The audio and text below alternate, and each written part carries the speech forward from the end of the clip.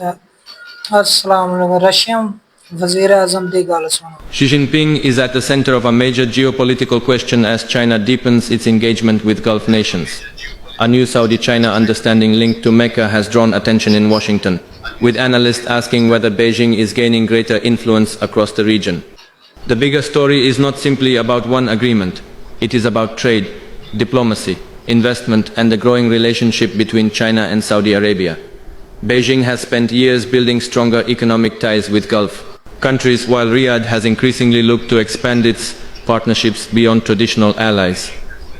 For the United States, this could become an important strategic challenge. America remains deeply involved in the Gulf, but China's expanding economic role gives Beijing another path to influence. Still, claims that the United States is simply retreating may be too early. The real question is how this competition develops over time. Saudi Arabia's growing partnership with China reshape the Gulf's balance of influence? What do you think? China's Gulf coup against US, America on retreat, Saudi's Mecca Pact hands see a big win. Details. What do you think? China's Gulf coup against US, America on retreat, Saudi's Mecca Pact hands see a big win. Details. Xi Jinping is at the center of a major geopolitical question as soon Lee J video